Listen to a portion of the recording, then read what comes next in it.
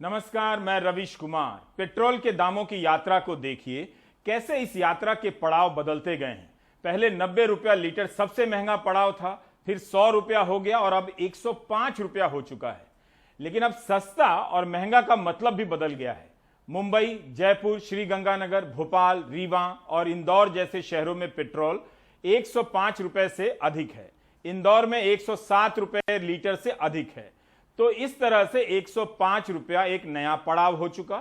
105 रुपए को नया सस्ता कह सकते हैं, न्यू लो, जैसे नया भारत कहते हैं। इसके अलावा दूसरा पड़ाव है जहां दाम 100 रुपए से अधिक है लेकिन 105 से कम है। आप इसे नया सबसे सस्ता कह सकते हैं। पटना, बेंगलुरु, हैदराबाद और चेन्नई जैसे शहरों में 100 रुपए से लेकर 105 रुपए के बीच पेट्रोल के भाव हैं। एक तीसरा पड़ाव है जहां पेट्रोल के दाम 100 रुपए के करीब पहुंच गए हैं मगर सुई की नोक भर से दूर हैं। इस पड़ाव का नाम है पुराना महंगा। मतलब वो दिन गए जब 100 रुपया पहुंचने पर हंगामा हुआ करता था। जल्दी ही दिल्ली और कोलकाता में पेट्रोल 100 रुपए लीटर हो सकता है और ये शहर पुराना महंगा से नया सबसे सस्ता की श्रेणी में आ जाएंगे। आज पेट्रोल के दाम 35 पैसे बढ़े हैं, बल्कि कमेंट्री होनी चाहिए कि दिल्ली और कोलकाता में पहले कौन शतक लगाता है। पटना में पेट्रोल 101 रुपए से अधिक है। दिक्कत हो रहा है सर, जल्दी जहाँ एक हफ्ता चल रहा था आपको पेट्रोल अब 2-3 दिन चल रहा है सर 1 लीटर में, तो प्रॉब्लम हो रहा है सर, बहुत परेशानी हो रहा है। थोड़ा बहुत तो मैनेज करना पड़ रहा है, बहुत ज़्यादा बढ़ गया, बहुत कम चला रहे गाड़ी। पहले ज़्यादा चलाते थे, बहुत कम चलाते हैं। बहुत हम लोग का दिक्कत हो रहा है, तो कर कमाई हो नहीं रहा, बड़ बाजार है नहीं है। वैसे भी मतलब पेट्रोल का दाम ऐसे बढ़ा जा रहा है और आम आदमी सब टेम्पो ऑटो वाला सब मर रहा है। अब ऐसा तो कोई बहुत सरकार यहाँ का है कि हम लोग का बहुत मरल कर दिया, हर चीज़ का महंगाई कर दिया। यहाँ कोई जगह यहाँ पर इतनी नहीं है। डीजल जितना जलता है उतना कमाई नहीं होता, इस सबसे परेशानी तो बहुत है। भाड़ा उड़ा बढ़ा है? भाड़ा उड़ा नहीं बढ़ा है, जो भाड़ा था वही है, 2 रुपया बढ़ा है। इधर तो भाड़ा भी नहीं बढ़ा है। पहले ठीक था, अब भाड़ा बढ़े के कारण भाड़ा भी कोई नहीं देता है। कहता है कि पुरनके भाड़ा लीजिए उसके बाद चलाइए। क्या करे, टेम्पो में ज़बरदस्ती चलाता है। भाड़ा वही 12 पर ले रहे हैं, भाड़ा सवारी नहीं दे रहा, सवारी बढ़ा के पैसा नहीं दे रही है। तब कैसे चलेगा? सही चल रही है, जैसे तैसे चल रही है। दिन काटा काटी हो दिन दिन काट रहे हैं। अब सवारी से बोलेंगे डबल भाड़ा लगे तो नहीं देगी। ये सारे जनता पे ये बोझ जो सरकार दे रही है, ये अननेसेसरी अनयूजुअल है, सिर्फ अपना पैसा कमाने के लिए कर रही है अपना। हालांकि ये लोग बेचारे माने उसी भाड़े में ले जा रहे हैं, जबकि इनका बाल है, बच्चा है, जो पहले जमा ज़्यादा जितना जमा भी तो उतना ही लेता है, पैसा कुछ नहीं बचता इन लोगों को। पैसेंजर से भाड़ा के लिए कचरा होता है डेली का डेली रोजमर्रा वाला हमारे यहीं गाड़ी पे बैठते हैं ना, तो उन लोग का भी पैसे बढ़ेगा नहीं, कमाई तो हम लोग को कहाँ से देंगे। 2014 के पहले जब 60 रुपए लीटर होने पर फिल्मी हीरो वगैरह, साधु सन्यासी से लेकर नेता नागरिक प्रदर्शन किया करते थे, आउटरेज जाहिर किया करते थे, अब नहीं करते हैं, तो आप उस भाव को प्राचीन महंगा कहें। 80 रुपए के रेट को मध्यकालीन महंगा कह सकते हैं, जब कुछ प्रदर्शन वगैरह हुआ करता था। 105 रुपया लीटर पेट्रोल दामों की दुनिया का पहला ऐसा दाम है जिसे लेकर कोई प्रदर्शन नहीं हुआ है। यह बड़ी बात है, इसलिए मैंने 105 रुपए लीटर के भाव को नया सबसे सस्ता कहा है।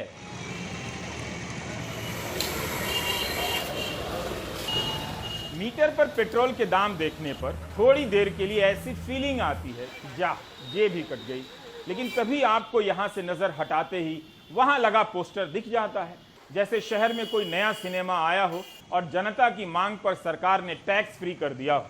पेट्रोल के दाम से त्रस्त जनता उसी जगह पर, I mean then and there, पटनैया जुबान में ओइजे पड़ी।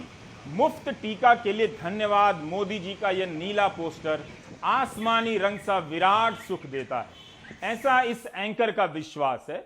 100 रुपया 107 रुपया लीटर पेट्रोल खरीदकर इस पोस्टर को देखना कुछ ऐसा ही है जैसे 100 रुपये प्याज के साथ सब्जी वाले ने धनिया पत्ता मुफ्त में डाल दिया हो।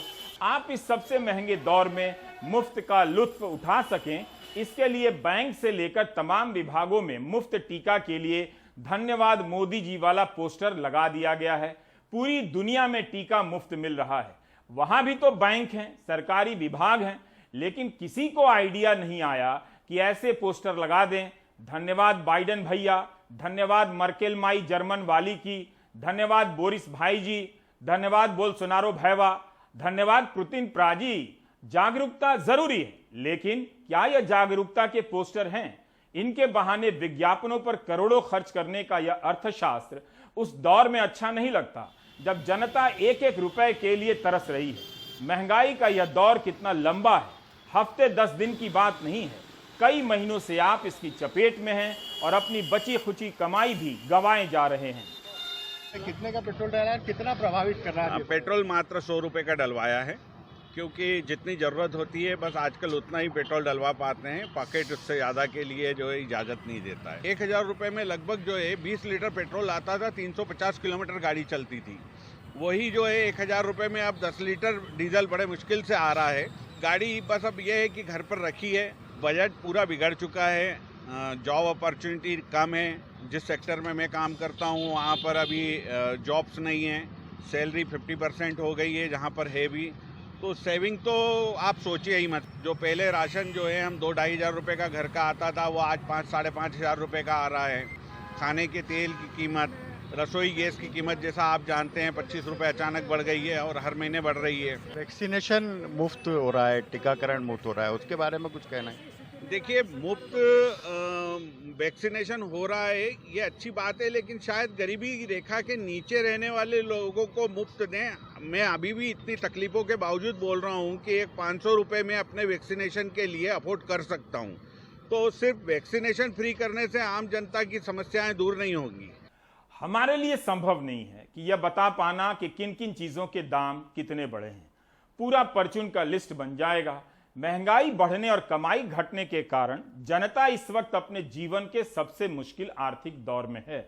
आप महंगाई पर प्रधानमंत्री या उनके पेट्रोल मंत्री प्रधान को बोलते नहीं सुनेंगे। उनके हैंडल से लगता ही नहीं है, प्रधान साहब के हैंडल से, कि पेट्रोलियम मंत्री हैं और पेट्रोल 107 रुपया लीटर हो चुका है। 3 दिन के भीतर प्रधान ने 9 लोगों को जन्मदिन की शुभकामनाएं दी हैं और पुण्यतिथि पर याद किया है। 30 जून को प्रधान सोशल मीडिया डे भी मनाते हैं और दादा भाई नौरोजी को पुण्यतिथि पर याद करते हैं। मतलब डे हो या दिवस हो, प्रधान याद रखते हैं, केवल पेट्रोलवा के दाम भूल जाते हैं। प्रधान ने दादा भाई नौरोजी को ब्रिटिश भारत की सच्चाइयों को उजागर करने वाले उनके लेखों के लिए याद किया है। दादा भाई नौरोजी ने एक किताब लिखी थी, poverty and un British rule in India, जिसमें बताया कि ब्रिटिश सरकार ने किस तरह भारत की जनता को लूटकर गरीब बना दिया। आज के भारत में गरीबी से बाहर निकलकर आई जनता वापस गरीबी में जा रही है। दादा भाई नौरोजी होते तो कौन सी किताब लिखते?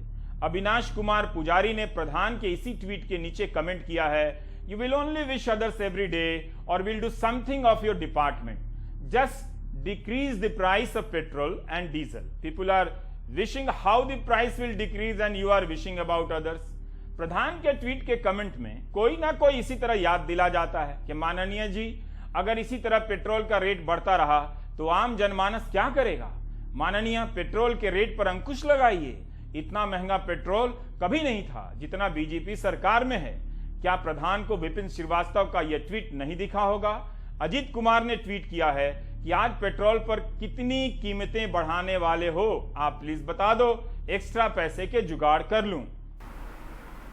53 साल की रीना कार के आंसू हर उस आम आदमी के आंसू हैं जो इस वक्त बेरोजगारी और महंगाई के बीच पिस रहा है। रीना कार के पति का पिछले महीने कोविड से जुड़ी जटिलता की वजह से निधन हो गया। जिंदगी भर घर संभालती रही रीना को समझ नहीं आ रहा कि वो अब घर कैसे चलाएं। हालात ये है कि उनके पास इंजीनियरिंग कर रही बेटी की फीस देने के लिए भी पैसे नहीं हैं। डेथ के बाद ऐसे है कि अब मेरा कोई इनकम सोर्स नहीं है। मैं LIC था, LIC लेने गए तो बोले LIC से आपको लोन लेके रखे हैं, तो वहाँ भी मेरे को नहीं मिले पैसे। मेरे 2 बेटी है, दोनों पढ़ रही है, एक फर्स्ट ईयर इंजीनियर में, एक MD कर रही हैं। तो सब शादी भी नहीं हुई दोनों किसी के भी, और सब चीज़ इतने महंगे हैं, तेल और सब दो डबल रेट हो गए हैं। चाल तेल सारे चीज़ें। एसी है, एसी नहीं चला पाते हैं कि बिजली बिल कहाँ से भरूंगी। स्कूल का फीस, कॉलेज के फीस कुछ भी नहीं हमारे पास, अब देने लायक कुछ नहीं है पैसे। कोरोना से करोड़ों लोग बेरोजगार हुए हैं। सैकड़ों लोग हर रोज खुद की जान ले रहे हैं। पिछले महीने की 18 तारीख को 32 साल के बेरोजगार राकेश दास ने नोएडा के एक होटल में नाइट्रोजन गैस सूंघकर जान दे दी। सुसाइड नोट में राकेश दास ने लिखा है कि नौकरी जाने के बाद वो कर्ज से परेशान हो चुके हैं और इसे चुकाने के लिए कोई नौकरी भी नहीं है। एक व्यक्ति ने कल आत्महत्या की। सूचना पे पुलिस वहाँ मौके पे गई और हमारी फॉरेस्ट की टीम भी साथ में गई थी और वहाँ छानबीन से ये पता चला कि व्यक्ति जो चोटपुर कॉलोनी सेक्टर 63 में रहते थे, वो अपनी कुछ समस्याओं के चलते उन्होंने ये एक एक्सट्रीम स्टेप लिया है। उन्होंने एक सुसाइड नोट भी वहाँ छोड़ा था, जिसको पढ़ने के बाद और परिवारीजनों से बातचीत करने के बाद और अन्य स्रोतों से जानकारी जो की गई, उससे पता चला कि कुछ परेशान थे। सोचिए अगर मिडिल क्लास का ये हाल है तो गरीबों का क्या हाल हो रहा होगा। दिल्ली की इस भीषण गर्मी में हर लेबर चौक पर मजदूर अपने औजार लिया बेबस बैठा है। ना दिहाड़ी मिल रही है और ना पेट भर खाना। 50 साल के मजदूर राजकेश्वर ने तो अपने बच्चे का स्कूल से नाम भी कटवा दिया है। कहते हैं जब खाने का ही पैसा नहीं है तो स्कूल की फीस कहां से भरेंगे। महंगाई तो बढ़ती जा रही है। सरकार जहां पे है अपनी जगह पे वो भी अपनी ठोके जा रही है। महंगाई गरीब के ऊपर क्या बीत रही है, वो तो गरीब जान रहा है कि तो उसका आत्मा ही जान रहा है कैसे बीत रहा, कैसे गुजर रहा है अपनी हालात से। 4-4, 6-6 बच्चे हैं, कैसे पढ़ाएं लिखाएं, क्या करें क्या ना करें, इसमें क्या हो सकता। बच्चों को पढ़ा रहे हैं कि स्कूल छुड़वाया है?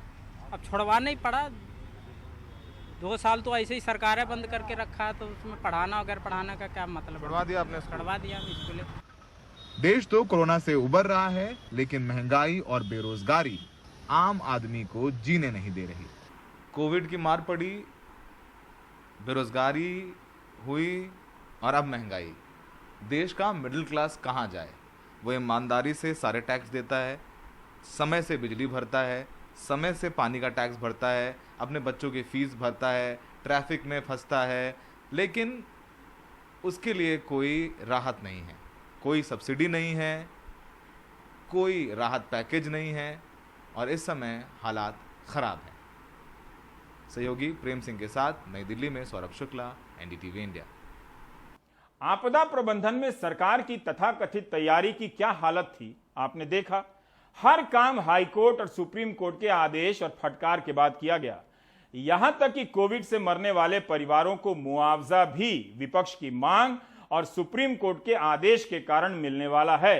अगर हाईकोर्ट और सुप्रीम कोर्ट ने सख्ती ना दिखाई होती तो शायद लोग उसी दौर में आज तक घिरे होते। तो अब सुनिए, जो सरकार आपदा प्रबंधन में फेल होने के लिए सुप्रीम कोर्ट से फटकार सुन रही थी, वही आप में से उन सभी को पुरस्कार देना चाहती है जो आपदा प्रबंधन के क्षेत्र में उल्लेखनीय काम कर चुके हैं। यह इतिहास का शानदार दौर है। जो फेल कर गया है वो टॉपर को बुलाकर प्राइज दे रहा है। I like it. 1 जुलाई को प्रधान ने यह ट्वीट किया था कि राष्ट्रीय आपदा प्रबंधन प्राधिकरण सुभाष चंद्र बोस आपदा प्रबंधन पुरस्कार के लिए आवेदन आमंत्रित करता है। 31 अगस्त तक आवेदन की अंतिम तिथि है। हमने और सर्च किया तो पता चला कि पत्र सूचना कार्यालय पीआईबी ने 23 जनवरी 2021 को सूचना जारी की है कि भारत में आपदा प्रबंधन के क्षेत्र में संगठनों और व्यक्तिगत स्तर पर दिए गए अमूल्य योगदान और निस्वार्थ सेवा को मान्यता और सम्मान देने के लिए भारत सरकार ने सुभाष चंद्र बोस आपदा प्रबंधन पुरस्कार के नाम से एक वार्षिक पुरस्कार की शुरुआत की है। इस पुरस्कार की घोषणा नेताजी सुभाष चंद्र बोस की जयंती पर हर साल 23 जनवरी को की जाती है। इस पुरस्कार में एक संस्थान के मामले में 51 लाख रुपए नकद और एक प्रमाण पत्र व एक व्यक्ति के मामले में 5 लाख रुपए और एक प्रमाण पत्र दिया जाता है। बाकी शर्तें वेबसाइट पर देख लें। सीरियस होइए। अब आते हैं टीका पर। स्वास्थ्य मंत्री हर्षवर्धन राहुल गांधी के एक ट्वीट से नाराज हो गए कि जुलाई आ गया है, वैक्सीन नहीं आई है। राहुल ने ट्वीट किया, इसमें नाराज होने की क्या बात है। कई शहरों में ऐसी खबरें छप रही हैं कि लोग टीका लगाने के लिए पहुंच गए लेकिन टीका नहीं है। यूपी में 6-7 महीने बाद चुनाव शुरू हो जाएंगे। 23 करोड़ की आबादी वाले इस राज्य में टीका अभियान जिस तरह से चलना चाहिए वैसा चलता नहीं लग रहा। इसके लिए हमने अमर उजाला और दैनिक भास्कर की जिलों से छपी कुछ खबरों का चयन किया जिनका संबंध टीका केंद्रों के बंद रहने से है, जो पिछले 1 और 2 जुलाई के दिन छपी हैं। गाजियाबाद अमर उजाला की खबर है कि टीका नहीं होने के कारण 8700 टीका ही लगेगा। आज के दिन भी इसी तरह की खबर है, आपके स्क्रीन पर इसकी तस्वीर है। उसी दिन की 1 जुलाई की कानपुर से अमर उजाला ने खबर लगाई है कि टीका नहीं होने के कारण 80% लक्ष्य कम कर दिया गया है। खबर की हेडिंग है वैक्सीन है नहीं, महाअभियान का पीट रहे हैं ढोल, टीकों की कमी की वजह से घटाया लक्ष्य।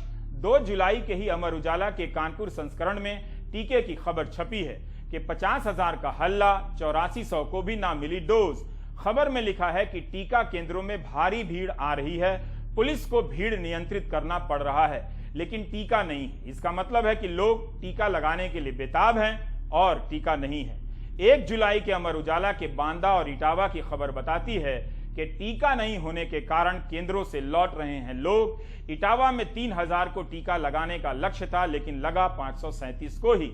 उरई की खबर है कि वैक्सीन केंद्रों पर ताला लगा है। औरैया से भी इसी तरह की खबर अमर उजाला में छपी है। हाथरस से अमर उजाला की खबर है कि देहातों में लोग टीका केंद्रों से लौट जा रहे हैं, जिले में टीके की किल्लत है। 2 जुलाई को ही अमर उजाला में खबर छपी है कि बिजनौर जनपद में वैक्सीन की किल्लत, टीका केंद्रों पर एंटी कोविड वैक्सीन लगवाने के लिए उमड़ रही है भीड़। ऐसे में कम लोगों का ही वैक्सीनेशन हो पा रहा है। फर्रुखाबाद की खबर आज की है। अमर उजाला ने लिखा है कि टीका लगवाने वालों को घंटों करना पड़ा इंतजार। वैक्सीन की कमी के चलते टीकाकरण अभियान को गति नहीं मिल रही है। गुरुवार को लोहिया अस्पताल में वैक्सीन न होने से 11:10 बजे टीकाकरण शुरू हो सका। लोगों को घंटों इंतजार करना पड़ा। शाम तक 80 लोगों को ही टीका लगाया जा सका। 2 जुलाई के भास्कर की खबर है गोरखपुर से कि टीका संकट बरकरार है। 50 बूथों पर 8377 टीके ही लगे हैं। 2 जुलाई के दैनिक भास्कर ने वाराणसी से खबर दी है कि 1 जुलाई को टीका नहीं होने के कारण लोगों और स्वास्थ्य कर्मियों के बीच नोकझोंक हुई। 36 केंद्रों पर 4201 टीके ही लगे। अखबार लिखता है कि लखनऊ से टीका नहीं आने के कारण यहां महाअभियान शुरू नहीं हो सका है। 2 जुलाई के भास्कर की खबर है कि टीका अभियान को झटका, वैक्सीन की कमी ने थामी प्रयागराज में टीकाकरण अभियान की रफ्तार, क्लस्टर प्लान सस्पेंड। आप भी एक पाठक के रूप में सारे जिलों की खबरें नहीं पढ़ते होंगे, इसलिए हमने सोचा कि यूपी जैसे बड़े राज्य के 2 सबसे प्रमुख अखबार अमर उजाला और दैनिक भास्कर क्या रिपोर्ट कर रहे हैं जिलों से, एक जगह पर रखकर आपको दिखाते हैं। 23 करोड़ की आबादी वाला यह राज्य दुनिया के कई देशों के बराबर या बड़ा है। यहां पर 21 जून के बाद 6 दिन ऐसे थे जब टीका 5 लाख से लेकर 8.5 लाख से अधिक तक लगा, लेकिन 28 जून को 5,23,522 टीके लगने के बाद टीके में भारी कमी आने लग जाती है। 29 जून को 1,88,672 टीके लगते हैं। 30 जून को मात्र 68,683 टीके लगते हैं और 1 जुलाई को बढ़कर 3,51,752 हो जाते हैं। आप यूपी का जून का डेटा देखें तो जितना टीका दिया जा रहा है उसमें एक किस्म की निरंतरता है, लेकिन जैसे ही 21 जून का अभियान आता है उसके बाद से उसके टीके की संख्या में उतार चढ़ाव में काफी अंतर दिखने लगता है। 21 जून के पहले हर सप्ताह यूपी का औसत है 3,52,370 डोज देने का, लेकिन पिछले 6 दिनों में यह औसत घटकर 2,82,977 पर आ गया है, हिसाब में भूल चूक लेनी देनी सहित। यही हाल असम का है, जिसने ऐलान किया था कि हर दिन 3 लाख डोज दी जाएगी, लेकिन हमारे सहयोगी रत्नदीप बता रहे हैं कि बीते कुछ दिनों से उस लक्ष्य का अता पता नहीं है।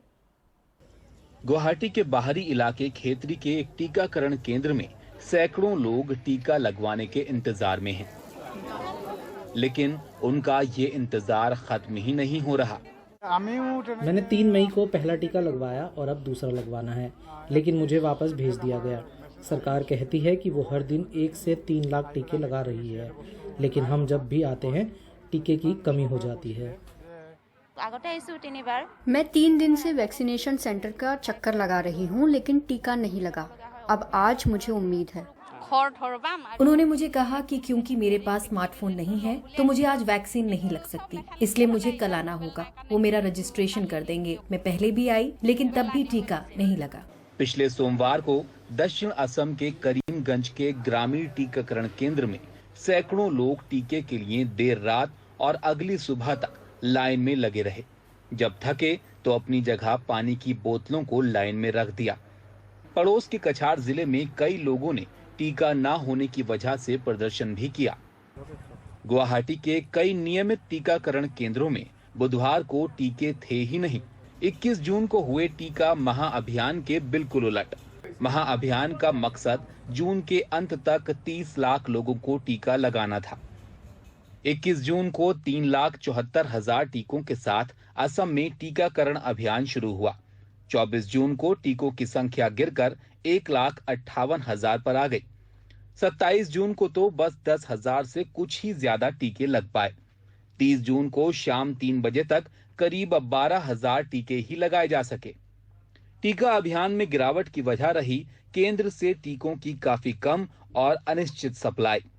अभियान शुरू होने से पहले 19 जून को असम को 2,90,000 कोविशील्ड और 20,000 कोवैक्सीन के टीके मिले। 22 से 24 जून तक 6,27,000 कोविशील्ड और 29,000 कोवैक्सीन के टीके मिले। उन्हीं टीकों के बल पर महाअभियान चला। लक्ष्य था 21 जून से 30 जून तक कम से कम 30 लाख टीकों की सप्लाई पाने का। सरकारी आंकड़ों के मुताबिक महाअभियान के लिए राज्य को पुरानी सप्लाई के अलावा सिर्फ 14,20,000 टीके ही मिले। नतीजा ये 21 से 30 जून के बीच असम में 16 लाख टीके ही लगाए जा सके, जो उसके लक्ष्य का करीब आधा ही है। 1 जुलाई से टीकाकरण में तेजी आई है। राज्य को 7 लाख डोज मिले हैं, लेकिन ये सिर्फ 4 दिन में ही खत्म हो जाएंगे। टीकों का ये संकट जमीन पर साफ दिख रहा है। ज्योतिरमन कलिता पिछले 4 दिन से अपने पिता के लिए टीका ढूंढ रहे हैं, लेकिन अभी तक कामयाबी नहीं मिली। मैं अपने पिता के लिए टीका ढूंढ रहा हूं। वो सरकारी कर्मचारी हैं। उनके दफ्तर ने कहा है कि अगर टीका नहीं लगाया तो वेतन रोक दिया जाएगा, लेकिन यहाँ टीकाकरण केंद्रों पर टीका है ही नहीं। किसी को पता ही नहीं टीके कब आएंगे। उधर सरकार आश्वासन दे रही है कि जल्द टीकों की सप्लाई सुधरेगी। हमें उम्मीद है कि अगले हफ्ते टीकाकरण तेज होगा। टीके की सप्लाई में दिक्कत रही है, लेकिन इस महीने इसमें काफी सुधार होगा। असम में वैक्सीन के लिए लंबा इंतजार अब सामान्य सी बात हो चली है। लोग टीका लगाने के लिए कई दिन टीकाकरण केंद्रों का चक्कर लगा रहे हैं। उनका इंतजार खत्म भी नहीं हो रहा। गुवाहाटी से रत्नदीप चौधरी की रिपोर्ट, एनडीटीवी इंडिया के लिए। सुप्रीम कोर्ट ने सख्ती दिखाई और विपक्ष ने जब हंगामा किया तब जाकर कुछ योजनाएं नजर आ रही हैं, वरना टीकाकरण की तैयारी का क्या हाल है आप देख चुके हैं। टीकाकरण की तैयारी थी ही नहीं। टीकाकरण की अब भी तैयारी वैसी नहीं है जैसी होनी चाहिए।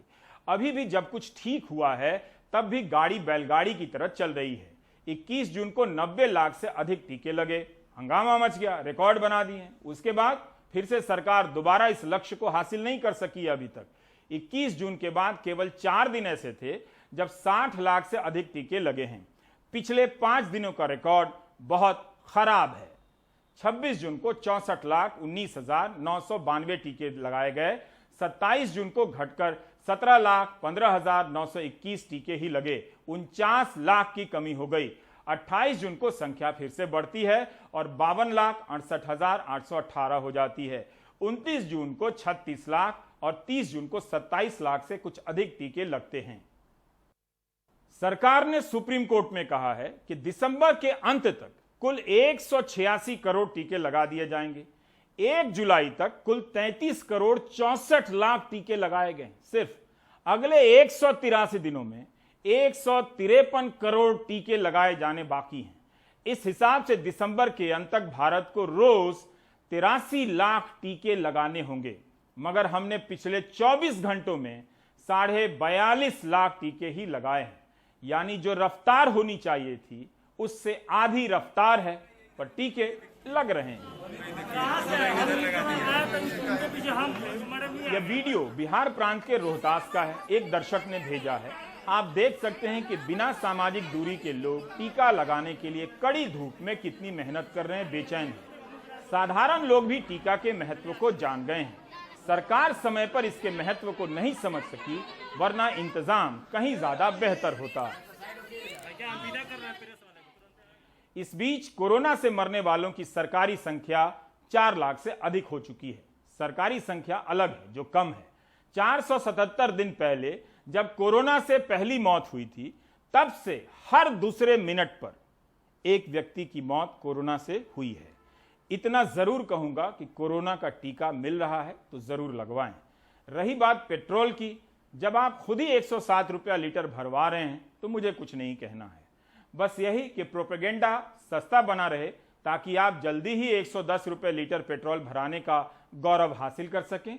नहीं तो गोदी मीडिया की मेहनत बेकार चली जाएगी। आप समझते नहीं हैं मेरी बात को। ब्रेक ले लीजिए।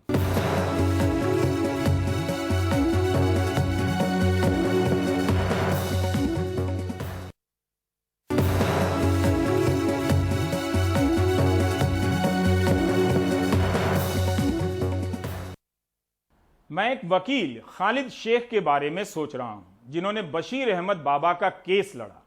इस वकील के लिए 11 साल तक सुनवाई का सफर तय करना कितना मुश्किल रहा होगा, खासकर एक ऐसे आरोपी के बारे में जिस पर गुजरात एटीएस ने राज्य में आतंक का नेटवर्क बिछाने का आरोप लगाया हो। खालिद शेख जैसे वकील ही वकालत की गरिमा ऊंची कर जाते हैं। अब बात बशीर अहमद बाबा की। यह शख्स श्रीनगर से गुजरात एक वर्कशॉप के लिए गया था। 13 मार्च 2010 को गुजरात पुलिस की एटीएस बाबा को गिरफ्तार कर लेती है कि यह बंदा हिजबुल मुजाहिदीन के सैयद सलाहुद्दीन के संपर्क में है। ईमेल से संपर्क में रहने की बात कही गई। इस तरह बशीर अहमद बाबा को 11 साल जेल में रखा जाता है। 11 साल। 19 जून को सेशन जज ने यह कहते हुए बरी कर दिया, रिहा कर दिया कि गुजरात पुलिस ने कोई सबूत नहीं दिया कि बाबा यहां आतंक का नेटवर्क कायम करना चाहता था। अब मैं बाबा के बारे में नहीं सोच रहा हूं, एटीएस के उन अफसरों के बारे में सोच रहा हूं जिन्होंने बाबा को फर्जी आरोप में उठाकर 11 साल के लिए जेल में बंद कर दिया 2010 में। मैं उन अफसरों के बारे में बुरा नहीं सोच रहा। चाहता हूं कि प्रधानमंत्री मोदी गुजरात के इन अफसरों को सम्मानित करें और बाबा जैसे बेकसूर लोगों को फर्जी मुकदमों में फंसाने वाले इन पुलिस अफसरों को 26 जनवरी की परेड में शामिल करें। बाकी आप नजीर की रिपोर्ट देखा करें। बशीर अहमद बाबा अपनी 11 साल पुरानी तस्वीर को देखते हुए ऐसे ही दिखते थे जब उन्हें आतंक के आरोप में गिरफ्तार करके कैद कर लिया गया था। तब बशीर 32 साल के थे, कंप्यूटर के माहिर थे और गुजरात में कैंसर के बाद की देखभाल का कोर्स करने गए थे। लेकिन वहां उन्हें यूएपीए के कड़े कानून के तहत पकड़ लिया गया और अपनी मासूमियत साबित करने में उन्हें 11 साल का वक्त लग गया। 12 साल पहले ये मैं आपको दिखाना चाह रहा हूँ क्योंकि ये मेरा 12 साल पहले का फोटोग्राफ है। ये मैं 12 साल पहले था। तो जब मैं अरेस्ट हुआ अहमदाबाद में, तो उसके बाद में मुझे जेल में शिफ्ट किया गया। इन 12 सालों में घर के अंदर कितने उतार चढ़ाव आ गए इसके बारे में मुझे ख़ास इल्मियत नहीं है, मगर फिर भी ख़त व किताबत के ज़रिए से घर वालों का जो भी प्रॉब्लम होती थी, घर वालों के जो भी मसाइल होते थे, वो मुझे जानकारी देते थे ख़त व किताबत के ज़रिए से। इन 12 सालों में मेरे वालिद साहब भी डिप्रेशन में आ गए थे। मेरे वालिद साहब भी उनको फिर कैंसर हुआ, वो फोत हो चुके थे। आपके वालिद साहब जो फोत हुए, क्या आपको जो डिप्रेशन में हो गए उनको फिर से हो गया जी, आप उनके फिनल में भी नहीं आ पाए क्योंकि उस वक्त मेरी ट्रायल चल रही थी। और जब इन्होंने मेरे घर वालों ने शायद वकील साहब को कहा था कि यहाँ की जो डेथ सर्टिफिकेट है, तो बहरहाल वो टाइम वहाँ से फिर आना, यहाँ जाना, फिर कोर्ट का परमिशन, इसमें जो टाइम लगता है। और हमारी जुडिशरी भी थोड़ी स्लो चल रही है। और फिर इन्होंने भी, वकील साहब ने भी मुझे बहुत लेट कहा लगभग 2 महीने के बाद मुझे वकील साहब ने कहा कि आपके वालिद साहब का इंतकाल हो चुका है, आपको आज भी सुनना है और कल भी सुनना है। इस तरह बेहतर है कि अगर आप आज सुने, उनके लिए थोड़ा मग़फ़िरत की दुआ करें। बहरहाल वो एक ऐसा लम्हा था कि शायद मैं ज़िंदगी भर में वो भूल नहीं पाऊँगा, क्योंकि एक घर के एक बड़े सदस्य की हैसियत से, घर के एक बड़े लड़के की हैसियत से मेरा अपने फादर के जनाजे में, अपने फादर के आखिरी लम्हात में मेरा एब्सेंट होना वो बहुत ही दुखदायक है। बशीर अहमद बाबा का ताल्लुक श्रीनगर के रैनावारी इलाके से है। इसी बस्ती से हमने 2 साल पहले भी ऐसी एक रिपोर्ट की थी अली मोहम्मद भट्ट के बारे में, जिन्होंने अपनी आधी ज़िंदगी जेलों में गुजारी है। 1996 में उससे दिल्ली में हुए लाजपत नगर बम ब्लास्टों के आरोप में दिल्ली पुलिस ने काठमांडू से गिरफ्तार किया। 2019 में कोर्ट ने यह फैसला सुनाया कि अली मोहम्मद भट्ट बेगुनाह हैं। जो भी इल्ज़ाम उन पे लगाए थे उनको साबित करने के लिए दिल्ली पुलिस के पास कोई सबूत नहीं था। लेकिन तब तक 23 साल बीत चुके थे और अली मोहम्मद जेल में रहे। यहाँ कितने अली मोहम्मद हैं, बशीर अहमद है, किसी ने गिनती नहीं की। लेकिन शायद ये इसीलिए हो रहा है कि मुल्क की कई रियासतों में पुलिस को ये मालूम है कि उनसे कभी ये नहीं पूछा जाएगा कि उन्होंने बेगुनाह को क्यों जेल में रखा, उन पे फर्जी केस क्यों बनाए, उनकी ज़िंदगी के 10 साल से लेकर 23 साल कौन लौटा देगा। मार्च 2010 में बशीर को आनंद में गिरफ्तार करके इल्जाम लगाया गया कि वो एक आतंकी मॉड्यूल बना रहे थे और ऐसे मुस्लिम नौजवानों को साथ मिला रहे थे जो गुजरात में 2002 में हुए दंगों से नाराज थे। उन पर पाकिस्तान में हिजबुल मुजाहिदीन कमांडर के साथ फोन और ईमेल पर संपर्क बनाने का इल्जाम लगाया गया। 19 जून को आनंद जिला अदालत के अतिरिक्त सेशंस जज ने सबूतों के अभाव में बशीर अहमद बाबा को बरी कर दिया। लेकिन इन 11 सालों ने बशीर की जिंदगी बिल्कुल बदल कर रख दी है। सबसे बड़ा गम यह है कि वो अपने पिता से तब नहीं मिल पाए जब वो कैंसर से जूझ रहे थे और ना ही उनके जनाजे में शरीक हो पाए। इनके पिता और चाचा इस दौरान गुजर गए। हम जेल मिलने भी एक बार ही जा पाए क्योंकि दूसरी बार गुजरात जाने के पैसे नहीं थे। किसी को ना सामने आए ये हालात। ऐसी सिचुएशन हो रही है कि आप पूछिए मत कितनी ज़्यादा परेशानियां हो रही है इसके बाद, क्योंकि ये सबसे बड़ा बेटा तो यही था, कमाने वाला भी यही था और मेरा तो कोई रोल नहीं था घर में, क्योंकि मैं एज अ सेल्समैन की तनख्वाह क्या होती है 6-7 रुपये ज़्यादा से ज़्यादा, सारा डिपेंड इसी पे था। जब ये अरेस्ट हो गया फिर बहुत ज़्यादा परेशानी होगी। बशीर अहमद सोफी कश्मीर में एक ऐसी लंबी फहरिस्त का हिस्सा है जहां बेगुनाह लोगों को फर्जी केसों में फंसाकर कई साल तक जेलों में रखा जाता है। क्योंकि इंसाफ के पहिए काफ़ी सुस्ती से चलते हैं, बशीर को 11 साल लगे अपनी बेगुनाही साबित करने में। जज ने बिलाखिर ये कहा कि पुलिस के पास कोई सबूत नहीं है। जो इल्ज़ाम बशीर पर 11 साल पहले लगे थे उनको साबित करने के लिए पुलिस के पास कोई भी सबूत मौजूद नहीं था। श्रीनगर से नज़ीर मसूदी, NDTV इंडिया के लिए।